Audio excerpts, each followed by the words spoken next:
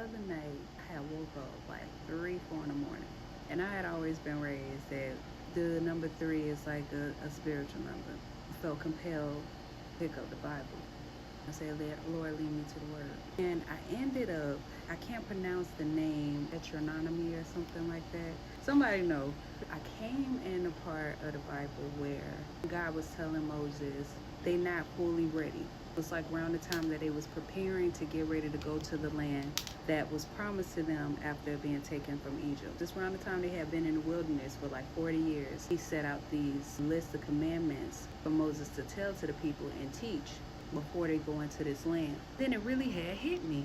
The reason that God had the people in the wilderness for 40 years is because he had to reprogram them. When you find yourself getting out of a phase or a chapter in your life that was full of chaos, that was full of like detriment to you mentally, emotionally, physically, and spiritually, and you like escaping that, sometimes reach a period after getting out of the storm where it just feels like nothing is happening. You stagnant, like you just in the wilderness. You don't really know where to go next. And I realized just how powerful that was. Listen to what I'm saying. He had to reprogram them. They were in the wilderness upset, saying, well, damn, I'd rather still be a slave. It was easier. At least we ain't have to be all in the woods. That's all they knew. Let me straighten myself up. Kanye West said, even though you in the bins, you still a nigga in the coop. Mentally, in the mind. They were so programmed that even when the chains, shackles were removed from their hands and feet, they were still enslaved by the mind. So think about this now. When you catch yourself coming out of a storm, people just assume that after you come out of the storm that all of what you've been through has fallen off and you just this new person. But no, you have to take time out. You have to take that period where it seems like nothing is happening to work on you, to deprogram yourself from what you were so conditioned to in the previous storm. Because where you're going to next, that right there is not needed. That right there is considered an hindrance.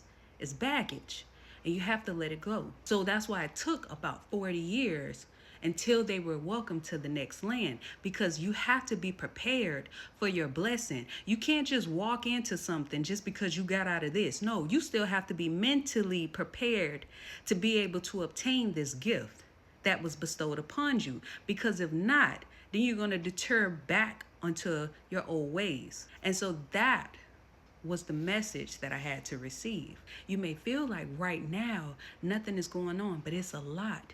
It's a lot going on behind the scenes in the mind and in the mental. I have to prepare you for what's to come. You have to be ready. Those people were so programmed that if God just allowed these people to just go into this land, that they would take the traits and the habits from how they were conditioned to previously before, and they would take that with them. That's why in that section, God was saying they got eyes but they don't see, they got ears but they don't hear, they got a heart but it ain't open. When you reach a certain point in your life and you try to take people with you and you wonder why you can't take them, it's because they're so conditioned to the traditional aspect of how they were brought up that anything that is opposite to that is they reject it. They don't want to hear it. They can't receive it. Not because they like what they're used to, it's because they've been conditioned. They've become comfortable in it.